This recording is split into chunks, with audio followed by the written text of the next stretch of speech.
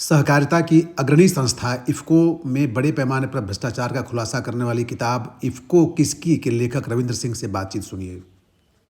आज हमारे साथ इफ़को किसकी किताब के लेखक रविंद्र सिंह जी हैं, जो बरेली के वरिष्ठ पत्रकार हैं। रविंद्र जी, आपका स्वागत है। एक तो हम जानना चाहेंगे कि ये इफ़को किसकी किताब आपने किस वर्ष में लिखी और इसको लिखने का आइडिया कैसे आया?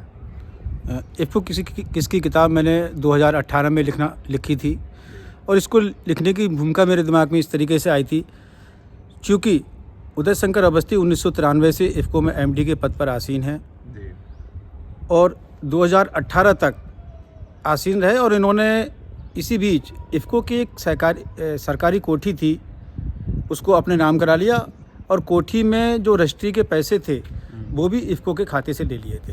तो मैंने देखा कि भारत के 5.5 करोड़ किसान 36,666 सहकारी समिति सदस्यों के पैसे को किस तरीके से ये लुटा रहे हैं और सरकारी संपत्ति को अपने नाम कर रहे हैं, तो यहीं से मेरे मन में लगा कि कुछ ना कुछ गड़बड़ तो है।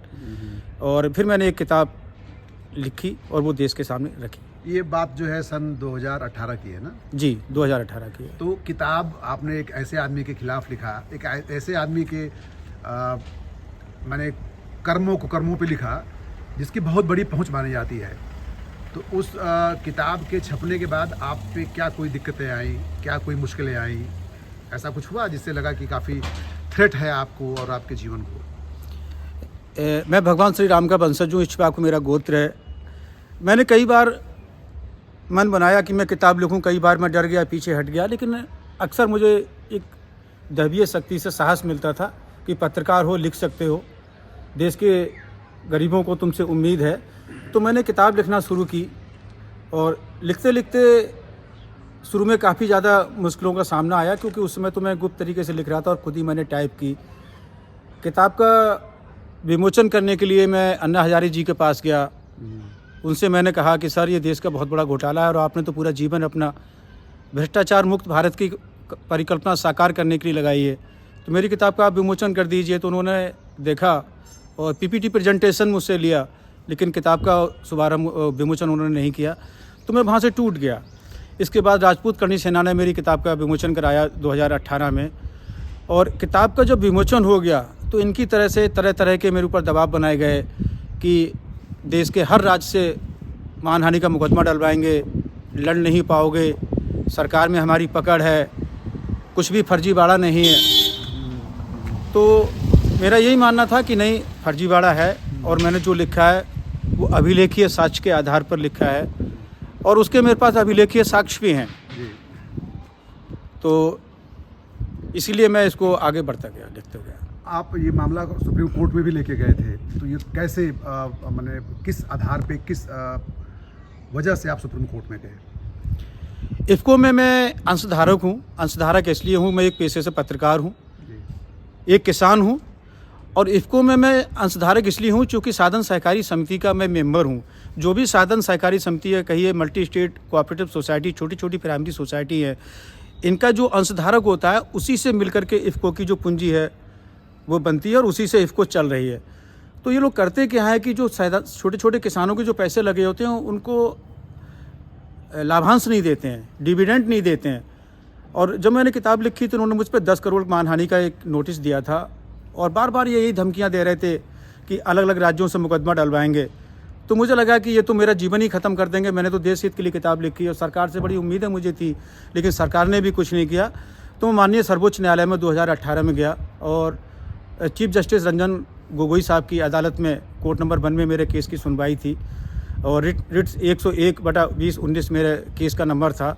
तो रंजन गोगोई साहब ने मुझसे यही पूछा कि आप तो पत्रकार हो, किताब लिख दी, आप क्यों आया है मेरे पास? तो मैंने कहा सर, मैं एक पत्रकार हूँ, एक किसान भी हूँ और इफ़को का एक अंशधारक भी हूँ, चूँकि मेरे 221 रुपये इफ़को में लगे हुए हैं। उस 221 रुपये को भी इफ़को ने बेईमानी किया और मुझे आज तक एक पैसा लाभांश नहीं दिया है। तो उन्होंने मेरे केस को सुना और CBI और यूनियन ऑफ इंडिया को जल्द से जल्द जांच पूरे करने का आदेश दिया और उसमें एक अपने ऑर्डर में ये भी लिखा कि रविंद्र सिंह जी, जो पिटीशन है, जनहित याचिका के पिटीशन है, वो यूनियन ऑफ इंडिया और CBI को एक रिप्रेजेंटेशन दें, रिप्रेजेंटेशन में अपनी बात कहें और इसके बावजूद सीबीआई, यूनियन ऑफ इंडिया कोई किसी तरीके के कोई कार्रवाई नहीं करती है, तो रविंद्र सिंह जी के लिए अगर वो निराश होते हैं तो सुप्रीम कोर्ट के द्वार पुनः खुले हुए। आपके इस पूरे आंदोलन से कहिए, मतलब जिसमें किताब लिखना भी है, सुप्रीम कोर्ट जाना भी है और भ्रष्टाचार का उजागर करना भी है, तो ये पूरी मुहिम है, इसके चलते सीबीआई ने केस दर्ज किया। तो ये कहा जाए कि आपके चलते ही ये संभव हो पाया कि सीबीआई ने अवस्थी और उनके स्कैम के खिलाफ केस दर्ज किया। मैं 2019 में माननीय सर्वोच्च न्यायालय में गया था और फरवरी 2019 में एक आदेश माननीय सर्वोच्च न्यायालय ने किया था कि सीबीआई और ईडी इस केस की जल्दी से जल्दी जांच पूरी करे। तो मैंने रिप्रेजेंटेशन भी दिया। इसके बाद जब मैंने देखा कि रिप्रेजेंटेशन बार बार देने के बावजूद भी कोई कार्रवाई नहीं हो रही है, तो मैंने माननीय प्रधानमंत्री को, नरेंद्र मोदी जी को बाय नेम नोटिस दिया, पार्टी बनाया और उससे संबंधित जितने भी ऑफिसर्स थे उनको बाय नेम पार्टी बनाया नोटिस में, और मैंने उनसे मांग की कि अगर आप इसके बावजूद भी कार्रवाई नहीं करते हैं, और जैसा कि माननीय सर्वोच्च न्यायालय ने अपने आदेश में लिखा है कि अगर कार्रवाई नहीं होती है तो मैं पुनः माननीय सर्वोच्च न्यायालय जाऊंगा और दोबारा से केस जाने के लिए माननीय सर्वोच्च न्यायालय में जो भी पैसा खर्चा होगा उसकी पूर्ति के लिए आपसे मांग करूंगा। अन्यथा आप मतलब मोदी जी से मांग करेंगे? हाँ, मोदी जी से मांग करेंगे कि भाई आप पद पर बैठे हुए हो और मैं जनहित के काम कर रहा हूँ, माननीय सर्वोच्च न्यायालय के आदेश का पालन नहीं हो रहा है और मुझे दोबारा से निराश होकर माननीय सर्वोच्च न्यायालय जाना पड़ेगा, तो उसमें जो भी खर्चा होगा वो आपसे मैं मांग करूँगा। इसके बाद में 2021 में मुकदमा दर्ज हो गया, सीबीआई में दर्ज हो गया। लेकिन सबसे बड़ी विडंबना ये है कि सीबीआई ने मुकदमा दर्ज कर लिया, ठीक है। मुकदमा दर्ज होने के बाद उदय शंकर अवस्थी दिल्ली उच्च न्यायालय चले जाते हैं। वहाँ पर सरकार की कमज़ोर पैरवी की वजह से उनको स्टे मिल जाता है और आज 3 साल हो गए, स्टे बरकरार है और केंद्र सरकार उस स्टे को निरस्त कराने के लिए मजबूती से पैरवी नहीं कर रही है। दूसरी बात, सीबीआई के एफआईआर में बहुत सारे लोग ऐसे हैं जो अज्ञात हैं। अज्ञात का मतलब ये है कि बहुत सारे अज्ञात डायरेक्टर हैं, बहुत सारे इफ़को के जो चेयरमैन हैं समय समय पर, या बोर्ड के जो निदेशक गण हैं वो रहे हैं। तो स्टे तो डॉक्टर उदय शंकर अवस्थी के अगेंस्ट में है, परविंदर सिंह गहलोत के पक्ष में है कि उनकी गिरफ्तारी ना हो। तो ठीक है, उनको सीबीआई और ईडी गिरफ्तार नहीं कर सकती है, लेकिन यहाँ पर जो अज्ञात डायरेक्टर हैं उनको जांच आगे बढ़ाते हुए सीबीआई और ईडी को तत्काल गिरफ्तार करना चाहिए, उनकी गिरफ्तारी पे तो रोक है ही नहीं। दूसरी बात मैं ये कहना चाहूँगा कि परविंदर सिंह गहलोत के बेटे और डॉक्टर उदय शंकर अवस्थी के बेटे विदेशों में रह रहे हैं। सीबीआई लुकआउट नोटिस जारी कर देती है, लेकिन उनको विदेश से भारत लाने के लिए अभी तक किसी तरीके की कोई प्रयास नहीं किया गया है। तो ये बहुत ही दुखद बात है और मैं समझता हूँ कि आज़ाद भारत में ये सबसे बड़ा घोटाला है। अमेरिका में वाटरगेट घोटाला होता है, वहाँ के राष्ट्रपति को अपना पद छोड़ना पड़ता है, लेकिन विडंबना यह है कि भारत में सहकारिता घोटाला होता है और डॉक्टर उदय शंकर अवस्थी 80 साल की उम्र में आज भी 5 बार सेवा विस्तार ले चुके हैं और इफ़को के पद पर, एमडी के पद पर विराजमान है और निरंतर गरीब किसानों के पैसे से जांच को प्रभावित कर रहा है। आपने वो सेवा विस्तार वाली बात बहुत अच्छी बताई। तो ये सुना है कोई एक सहकारिता का नया कानून बन गया है जिसको अभी तक लागू नहीं किया गया है, तो मैंने नया कानून बना के भी लागू नहीं किया गया, क्या इसके पीछे भी इफ़को माफिया अवस्थी है? हाँ, जहाँ तक मेरा मानना है, multi state cooperative society act 2023 में प्रोविज़न बनाया गया है कि जो इफ़को का सीईओ यानी प्रबंध निदेशक की उम्र, अधिकतम उम्र आयु जो है वो 70 साल की गई है। 70 साल जिसकी आयु पूरी हो जाएगी उसको स्वतः पद से रिटायर कर दिया जाएगा। उदय शंकर अवस्थी की उम्र 80 साल हो चुकी है और अगर विशेष परिस्थिति में मांग के अनुरूप किसी को सेवा विस्तार दिया जाएगा तो एक बैठक बुला करके, और ज़्यादा से ज़्यादा मैं समझता हूँ सेवा विस्तार 6 महीने से 1 साल का हो सकता है। ये तो सेवा विस्तार की बात रही। इसी कड़ी में इफ़को में बहुत सारे ऐसे फंक्शनल निदेशक हैं उदय शंकर अवस्थी के साथ में, जिनकी उम्र 70 साल होने वाली है या 70 साल से अधिक हो चुकी है, वो भी सेवा विस्तार पर है। और इसमें सबसे बड़ी विडंबना यह है कि भारत सरकार किसी तरीके का ध्यान नहीं दे रही है। अगर हम कानून multi state cooperative society act 2023 की बात करें तो उसके अनुसार कोई भी इफ़को में जो डायरेक्टर है या बोर्ड का सदस्य है, अगर वो अपने निकटतम संबंधी को नौकरी देता है तो स्वतः उसका पद डिबार हो जाएगा और वो ज़्यादा समय तक पद पर नहीं रह पाएगा। लेकिन सरकार ने अभी तक ये लागू नहीं किया है, और जो मेरे संज्ञान में आ रहा है वो ये है कि डॉक्टर उदय शंकर अवस्थी की बहुत बड़े सरकार में एक लॉबिंग है। उस लॉबिंग के चलते सितंबर तक का समय दे दिया गया, सितंबर 24 तक का समय दे दिया गया है लागू करने का।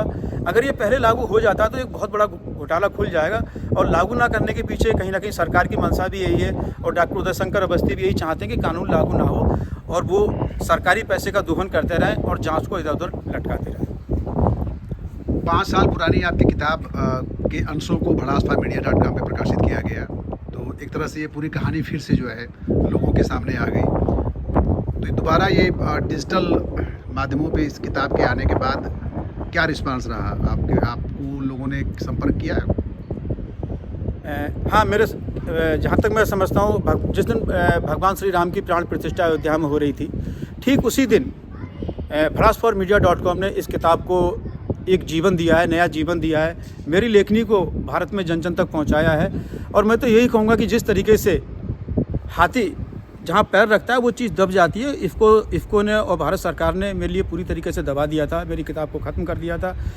लेकिन भड़ासपामीडिया.com ने मेरी लेखनी को जीवंत किया है, मेरी लेखनी को जन जन तक पहुँचाया है, और 31 अध्याय में जिस तरीके से लगातार ये किताब को छाप करके पूरे देश में प्रचार प्रसार किया है, पूरे भारत से जगह जगह से मेरे पास कॉल आ रही हैं और मुझे धन्यवाद किया जा रहा है, मेरी लेखनी को सराहाया जा रहा है, और धमकियां भी आई, इस बीच में मेरे पास भी धमकियां आई। और जहां तक मैं जानता हूं तो भड़ासपामीडिया.com की वेबसाइट को ख़त्म करने का निरंतर प्रयास चल रहा है, और वो जैसे जैसे अपने कार्यों को आगे बढ़ा रहे हैं भड़ासपामीडिया.com और अपनी वेबसाइट को सुरक्षित रखे हुए हैं। लेकिन मैं उनको यही धन्यवाद देना चाहता हूं कि उन्होंने बहुत बड़ा काम किया है, और ये काम आसान नहीं था। और मेरी किताब को जो बिल्कुल ख़त्म कर दी गई थी, उसको आज भारत के 140 करोड़ लोगों के पास और 5.5 करोड़ किसानों के पास तक उनको पहुंचाने के लिए बहुत सराहनीय कार्य किया है। रविंद्र सिंह जी, आपने जो किताब लिखी है इफ़को किसकी, उसी क्रम में मुझे एक बात पता चली कि कभी इफ़को वालों ने एक प्रेस कॉन्फ्रेंस किया था बरेली में, जिसमें अवस्थी जी भी आए थे जो इफ़को माफिया हैं, और आपने उनसे एक सवाल पूछ लिया था, और उसके बाद वो तुरंत अपने स्पेशल हेलीकॉप्टर से जो है भाग गए थे। तो मैं जानना चाहूँगा वो प्रसंग क्या है, सवाल क्या था? ये बात 2011-12 की है। इफ़को आंवला इकाई में एक प्रेस कॉन्फ्रेंस थी, डॉक्टर उदय शंकर अवस्थी आए थे, तो उन्होंने अपना बार बार इसी बात पे फोकस कर रहे थे कि इफ़को किसानों के लिए, किसानों के द्वारा किसानों की है। तो मैंने उनसे एक सवाल कहा कि साहब, जब इफ़को किसानों के द्वारा किसानों की और किसानों के लिए है, 5.5 करोड़ किसान, गरीब किसान भारत के इसके अंशधारक हैं, 36,666 सहकारी समिति के माध्यम से किसान इफ़को के सदस्य हैं, और आप जो भारत सरकार द्वारा नियुक्त नौकर हैं, प्रबंध निदेशक हैं, आखिर ऐसी कौन सा कारण है कि आपने इफ़को की 400 करोड़ की कोठी अपने नाम में करा ली, और रजिस्ट्री का पैसा भी इफ़को के अंशधन से ले लिया, इफ़को के पैसे से ले लिया आपने। तो इसी बात पर इन्होंने मुझसे नाराज़गी व्यक्त की और बीच में ही प्रेस कॉन्फ्रेंस छोड़कर चले गए थे। अच्छा जी। आप बरेली जैसे एक ज़िले में रहते हैं, वहाँ पे आपने पत्रकारिता लंबे समय से की, और जिस तरह की आपने किताब लिखी वो लिखने का साहस दिल्ली में बैठे बड़े बड़े पत्रकार नहीं कर सकते हैं। जहाँ पे इफ़को का जो अतीत रहा है उसमें देखा जाता है कि उन्होंने सबको खरीद लिया। आरोप तो यहाँ तक लगता है कि भारत सरकार को भी खरीद लिया। सच्चाई क्या है वो बहुत बड़े निष्पक्ष जांच में ही पता चलेगा। तो आपके अंदर जो इतनी हिम्मत आई किताब लिखने की, मैं फिर वही सवाल करूँगा, वो हिम्मत आपने कैसे जुटाई, और क्या आपके ऊपर अगर एक पैसे का भी भ्रष्टाचार का आरोप होता तो ये किताब आप लिख पाते, या आपको ये लोग छोड़ देते? मैं फिर यही दोहराना चाहूँगा कि मैं बहुत धनाढ़ परिवार से हूँ, किसान का बेटा हूँ। मैंने जीवन में बहुत बड़ा संघर्ष किया है। किसान के बेटे हैं और धनाढ़ परिवार से, मैं समझ नहीं पाया, मैंने आपकी आर्थिक स्थिति अच्छी है? नहीं, मैं यही बताना चाहूँगा कि मैं बहुत धनाढ़ परिवार से हूँ और किसान का बेटा हूँ, लेकिन मेरे साथ कुछ ऐसी घटनाएं घटित हुई कि लोग मुझे पत्रकार मानने को तैयार नहीं थे, तो मैं घर बार छोड़ के अपना और बाहर चला आया, और मैं यही बार बार अपना सब कुछ छोड़ दिया घर बार, और मैं यही कहने लगा कि एक सकारात्मक जो मेरी ऊर्जा है, इससे देश का कुछ ऐसा किया जाए जिससे भारत में अपने आप को एक पत्रकार के रूप में स्थापित कर पाऊँ। तो जब मैंने इफ़को पर अध्ययन शुरू किया, और शुरू करते करते तो ऐसी चीज़ें मेरे सामने आई तो उनको फिर मैं रोक नहीं पाया, और ये तो भगवान से प्रभु राम की कृपा रही कि उन्होंने मुझे साहस दिया, बाबा नीम करोड़ी ने मुझे साहस दिया कि मैंने इस किताब को लिखा और आज देश के सामने रखा। कभी कभी दुख होता है कि जिन जांच एजेंसी, जैसे सीबीआई को लीजिए, सीबीआई जांच कर रही है। अरे साहब, सीबीआई जांच कर रही है, ईडी जांच कर रही है, इनकम टैक्स जांच कर रहा है, जांच कंप्लीट नहीं होती है।